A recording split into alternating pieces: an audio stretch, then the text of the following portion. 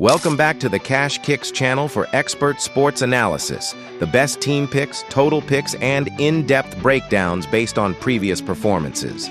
Stay ahead of the game with our winning insights. And for even more exclusive parlay picks, check out Channel in membership. Miami Heat versus Boston Celtics. Miami enters at 27 and 25 7th in the Eastern Conference, fighting to climb out of the play-in range. Boston stands at 33 and 18, third in the East, and firmly planted in the Atlantic race. The Celtics have protected home floor with authority at 16 to 8, while the Heat arrive knowing every road win shifts the balance in a crowded conference middle. Boston has already taken the first two meetings, and the numbers lean green again, roughly a 2/3 edge in projected win probability. For Miami, this is about proving they can beat a top 3 team on the road. For Boston, it's about control of the standings, of the matchup, and of the narrative in the East. Miami averages 119.7 points per game, slightly ahead of Boston's 115.9. But the defensive gap tells a different story. The Heat allow 118.0 per night. The Celtics, just 108.6. One of the stronger defensive profiles in the conference. From the field, Boston shoots 46.9% overall and 36.7% from three, compared to Miami's 46.3% and 36.1% from deep. Both clubs convert 79.1% at the line, a wash in late-game situations. Miami moves the ball at a higher volume, posting 28.7 assists per game to Boston's 24.0. They also generate more steals, 9.1 to 7.7, reflecting their pressure-oriented perimeter defense.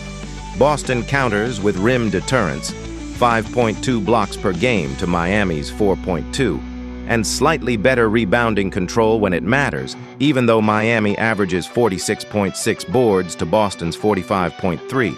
Individually, Miami is driven by Norman Powell's 23.0 points per game on 47.2% shooting and 39.2% from three. Bam Adebayo anchors the interior with 18.1 points and 9.9 rebounds while shooting 44.4% from the floor. Davion Mitchell orchestrates at 7.3 assists per night, though his 41.8% efficiency underscores streakiness. Boston's attack flows through Jaylen Brown, pouring in 29.5 points per game on 48.6% shooting. Derek White is the connective tissue, 17.3 points, 5.6 assists, 1.2 steals, and 1.4 blocks, a two-way stabilizer. Peyton Pritchard adds 17.1 points and 35.4% three-point accuracy, while Neemias Queta supplies 8.3 rebounds and interior presence with a 63.7% field goal mark. Stylistically, Miami wants pace, ball movement, and disruption. Boston wants efficiency, structure, and defensive control. The defining theme is clear: Miami's higher-scoring, assist-driven offense versus Boston's disciplined, top-tier defense. Something has to bend. Miami has dropped 4 of its last 5. Losses to Atlanta, 127 to 115. Chicago twice, 125 to 118 and 116 to 113. And Orlando, 133 to 124. The lone bright spot, a 134 to 91 dismantling of Charlotte. The offense has been explosive in stretches but volatile defensively, surrendering 125 or more in 3 of those defeats. Boston, meanwhile, has won 3 of its last 4. Victories over Houston, 114 to 93, Dallas, 110 to 100, and Milwaukee, 107 to 79, showcase tightening defense. Even in a 117 to 106 loss to Atlanta, the Celtics stayed competitive. Their defensive intensity has climbed, holding 2 recent opponents under 100. Brown's 29.5 points come with balance, 48.6% from the field, 36.3% from 3, and 77.5% at the stripe. He attacks downhill, leaves in the mid-range, and finishes through contact. He also contributes 7.0 rebounds and nearly 5 assists, shaping the entire offensive flow. Powell answers with perimeter precision. 23.0 points, 39.2% from deep, and 84.4% from the line. He thrives off movement and spacing, forcing defenses to chase. If he gets clean looks early, Miami's offense opens dramatically. Then there's Bam Adebayo, matched up with Neemias Queta in the interior, a contrast in versatility versus verticality. Adebayo's 9.9 rebounds and 2.8 assists per game underscore his ability to function as a hub at the elbows, facilitating dribble handoffs, backdoor cuts, and short roll playmaking that keeps Miami's offense fluid. His mobility allows the Heat to initiate sets through him without sacrificing pace. Queta, meanwhile, brings size, efficiency around the rim, and shot deterrence that alters interior attempts. His presence gives Boston a vertical lob threat offensively and a paint anchor defensively, forcing Miami's drivers to finish over length rather than through space. Layer in Derek White and his two-way imprint, perimeter pressure, timely rotations, and secondary scoring, and Boston's defensive containment becomes a defining pillar of this duel. The game within the game centers on Jaylen Brown's shot creation against Miami's collective defensive pressure. If the Heat's 9.1 steals per game materialize into live ball takeaways and transition points, momentum can flip quickly, energizing their offense before Boston's defense sets. However, if the Celtics maintain their discipline, committing just 11.3 turnovers per contest, and funnel Miami into structured half-court possessions, the control shifts decisively. In that scenario, Boston's length, switching precision, and shot-making efficiency steadily tilt the advantage firmly green. Tactically, this matchup centers on defensive resistance versus sustained offensive rhythm. Boston's 108.6 points allowed per game indicates a unit capable of absorbing Miami's inevitable scoring surges without losing structural integrity. The Celtics' switching versatility, anchored by White and Brown pressuring the perimeter, combined with Queta's rim protection, provides schematic flexibility that can disrupt timing, shrink driving lanes, and contest shots without overcommitting help. Although the rebounding numbers appear tight on paper, second-chance discipline could quietly tilt the balance. Securing defensive boards, limiting tip-outs, and converting offensive rebounds into efficient looks will influence possession flow. Miami's assist advantage signals an offense comfortable with ball movement and interior out-creation, capable of slicing through static coverage. However, Boston's length and anticipation in passing lanes can fracture that rhythm, forcing late clock decisions. Transition defense becomes the swing variable. Miami thrives in chaos, leveraging speed and quick-hit threes, while Boston prefers controlled tempo, organized spacing, and calculated half-court execution. Bench impact looms especially large in this matchup, where rotational depth could swing momentum over extended stretches. Boston gains lineup elasticity from Pritchard's instant scoring punch and Sam Hauser's floor spacing, allowing them to toggle between shooting-heavy units and defensive-minded combinations without sacrificing offensive flow. That versatility keeps pressure on opposing rotations and prevents prolonged scoring droughts. Miami, meanwhile, needs efficient guard play from Tyler Herro to stabilize half-court execution, along with steady complementary production beyond Powell to avoid falling into predictable isolation-heavy stretches that stall ball movement and limit paint pressure. The true X factors center on Miami's three-point consistency and Boston's turnover management. If the Heat approach the 40% mark from deep, they can stretch the defense, open driving lanes, and effectively neutralize Boston's structural defensive edge. Conversely, if the Celtics limit live ball turnovers, protect passing lanes, and convert efficiently at the rim, their defensive advantage compounds, turning stops into transition opportunities and steadily widening the margin through disciplined execution on both ends. After analyzing both teams, My first pick for this match is Boston Celtics winner. Boston's defensive stability and home court composure provide the separating margin. Miami will score, they always do, but sustaining stops against Brown's shot creation and White's two-way command is a different challenge. In a competitive, high-intensity battle, structure beats volatility, and the Celtics protect their floor once again. My second pick for this match is total over 226.5. Indiana Pacers versus Milwaukee Bucks. The stakes are immediate and unmistakable.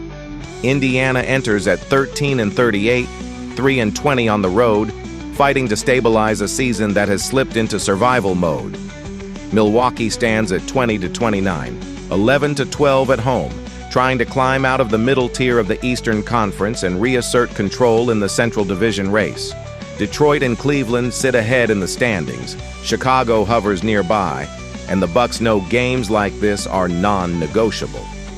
The numbers give Milwaukee a razor-thin projected edge, just over a 51% lean, but that margin reflects how tightly these teams have played. The Bucks have already taken the first two meetings, 117-115 and 111-94, proving they can win in both tight finishes and controlled defensive efforts. For Indiana, this is about proving growth. For Milwaukee, it's about protecting home floor and building separation.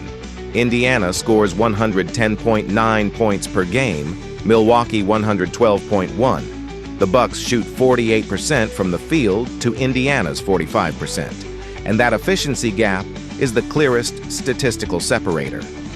From deep, Indiana leans on volume shooting from multiple guards, while Milwaukee's spacing is anchored by elite interior finishing that collapses defenses and opens perimeter rhythm looks.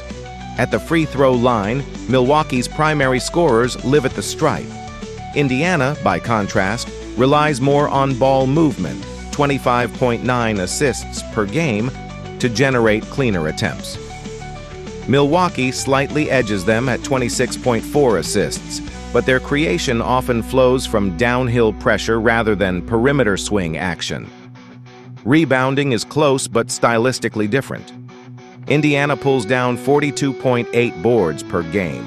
Milwaukee grabs 40.9. The Pacers look to extend possessions and push tempo off defensive rebounds. The Bucks focus on securing the glass to control pace and limit second chances. Defensively, both hover in similar territory. 7.4 steals per game for Indiana, 7.5 for Milwaukee. Indiana blocks 4.9 shots to Milwaukee's 4.1, showing slightly more backline disruption. Individually, Pascal Siakam powers Indiana with 23.8 points and 6.8 rebounds per night, shooting 48.5% from the field and 38.1% from three. Andrew Nembhard orchestrates at 7.5 assists per game, while Siakam's efficiency at 69% from the line remains a swing factor late. T.J. McConnell adds 1.2 steals, and rim protection is shared collectively. Milwaukee's offensive engine is unmistakable. Giannis Antetokounmpo delivers 28.0 points, 10.0 rebounds, and 5.6 assists, shooting a staggering 64.5% from the field. That interior dominance bends defenses.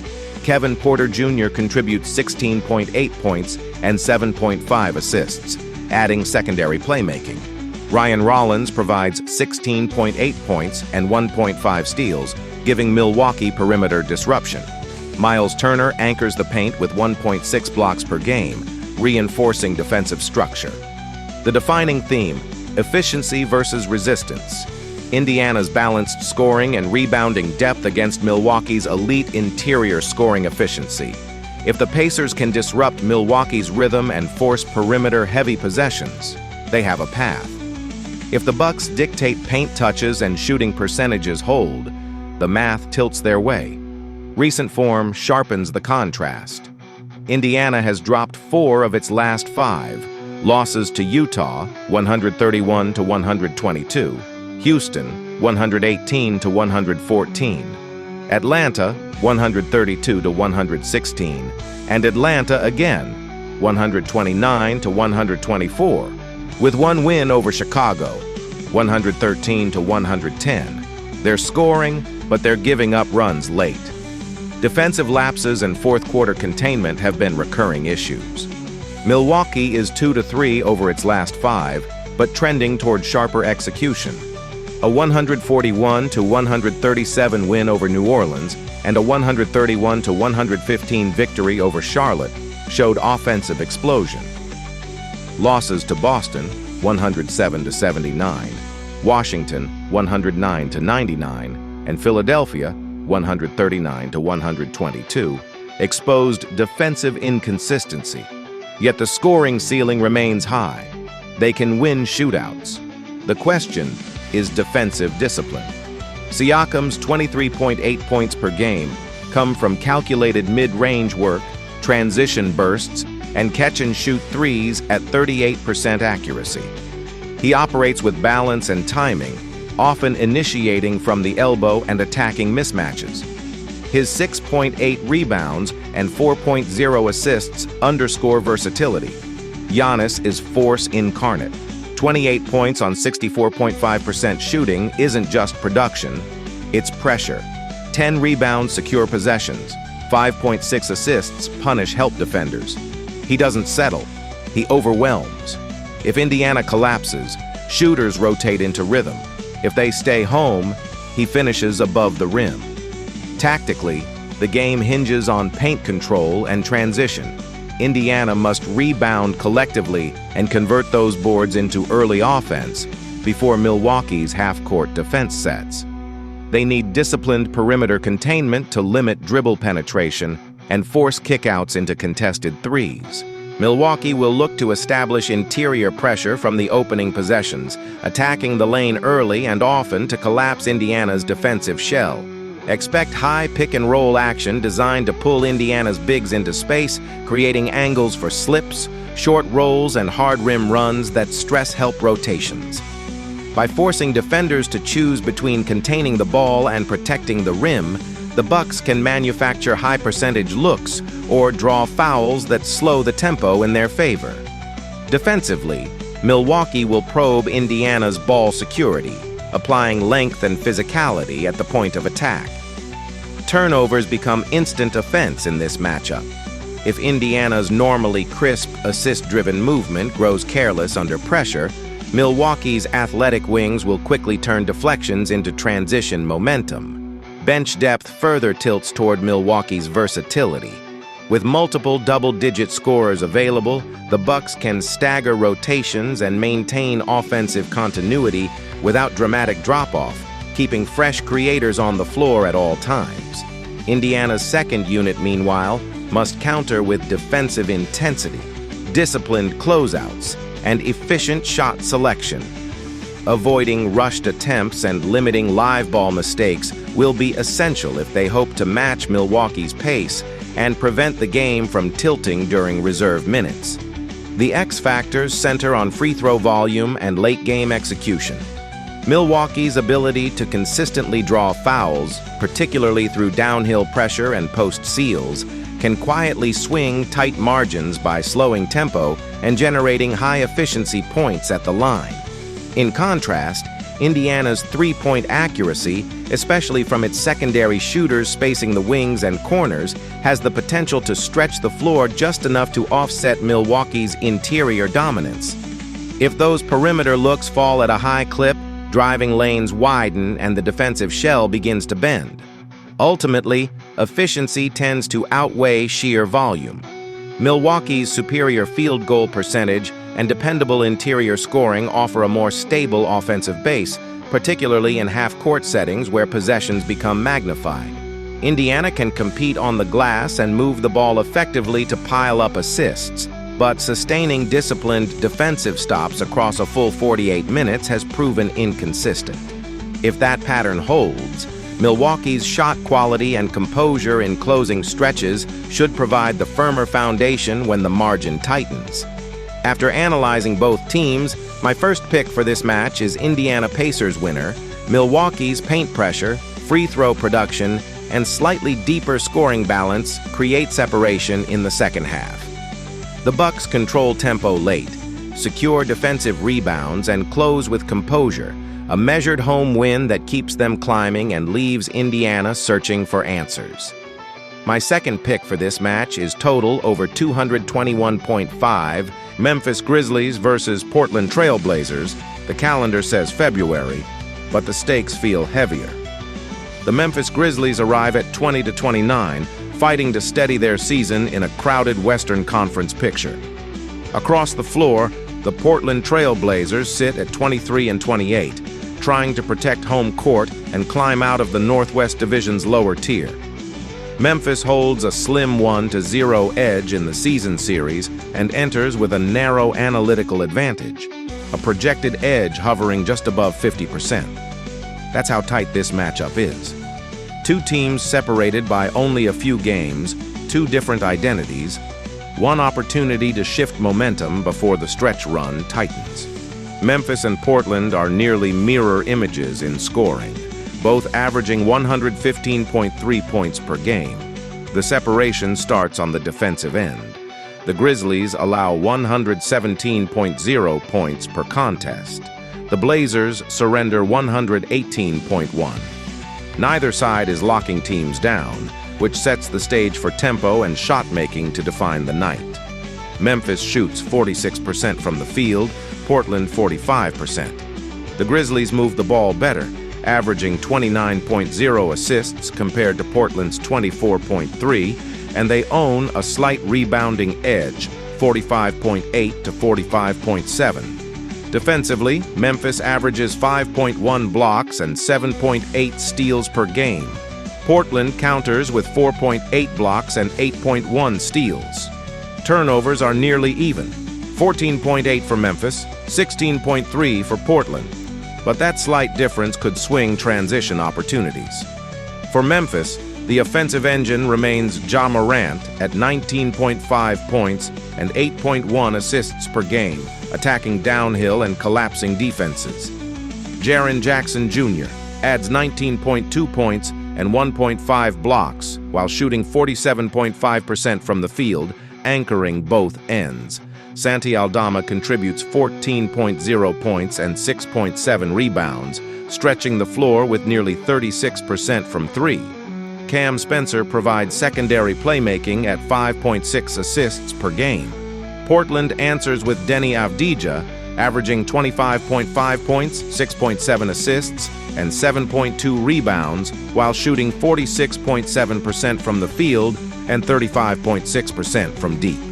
Shaedon Sharpe adds 21.8 points per night with 34.1% from three. Donovan Clingan controls the paint with 11.2 rebounds and 1.4 blocks per game, and Drew Holiday orchestrates with 6.6 assists. This game centers on a defining theme: Memphis's ball movement and interior defense versus Portland's perimeter scoring punch. If the Grizzlies dictate pace and protect the rim, they tilt the floor. If the Blazers win the shot-making battle from outside and force Memphis into turnovers, the crowd becomes a factor. Recent form paints a picture of volatility on both sides. Memphis has split its last 5 games, with statement wins over Sacramento, 129-125, and Minnesota, 137-128, underscoring just how high its offensive ceiling can climb when pace and shot-making align. In those victories, ball movement was sharp, and transition opportunities flowed naturally.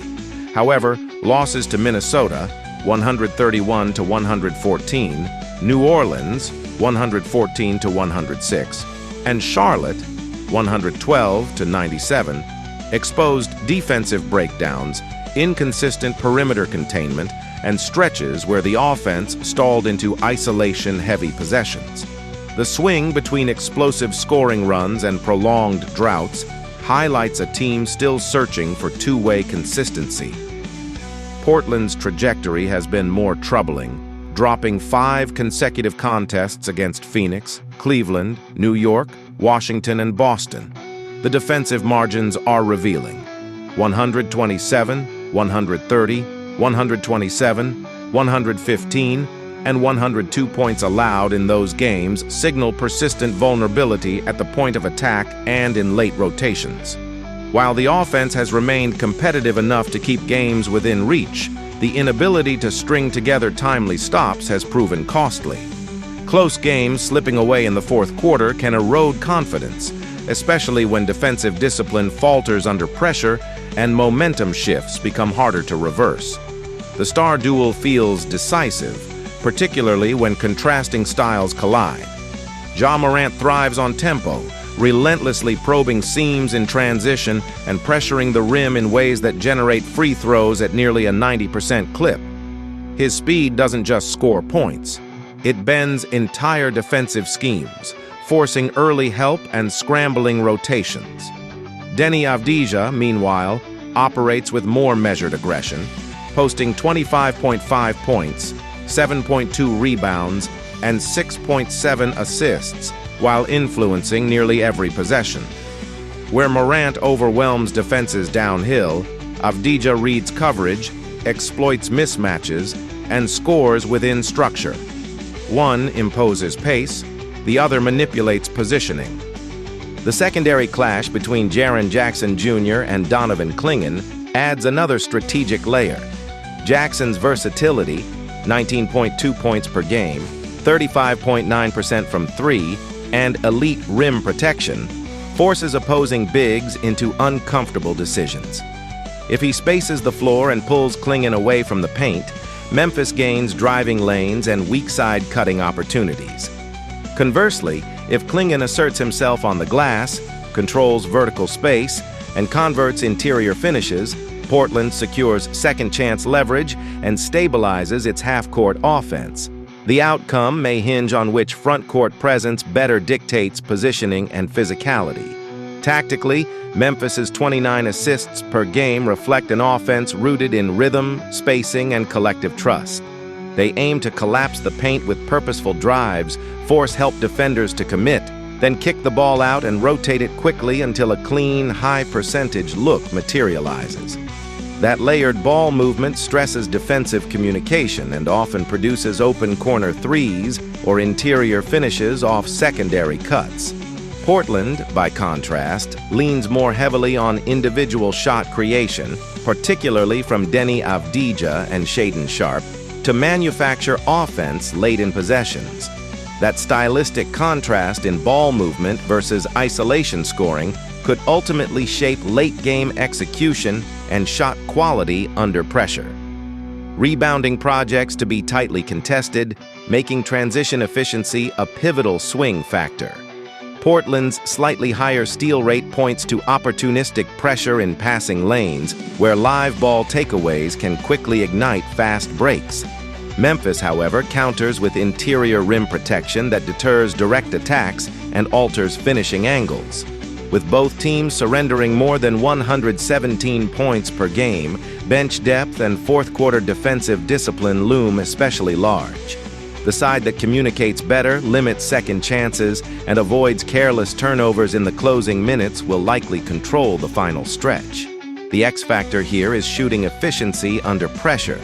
Memphis's 46% overall field goal mark, paired with its stronger assist rate, suggests an offense built on structure rather than isolation, one that values shot quality and rhythm over volume.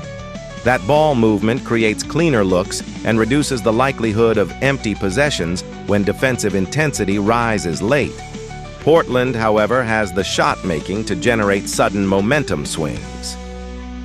If Shaedon Sharpe and Deni Avdija connect on timely threes, especially in transition or off kickouts, the energy can flip quickly and force Memphis to adjust its coverage. In a matchup this balanced, discipline often becomes the separator. Memphis's commitment to interior presence, paint touches, and connected passing provides a slightly more stable offensive base, particularly against a Portland defense still searching for consistent stops. If the Grizzlies maintain composure, limit turnovers, and continue generating assisted baskets, their structural edge should hold.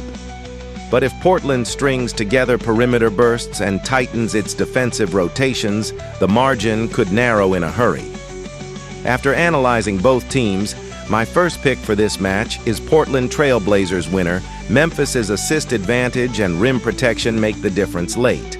Clean execution, 1 or 2 extra stops, and just enough composure on the road. That's the edge in a game balanced on a razor's line. My second pick for this match is total over 232.5.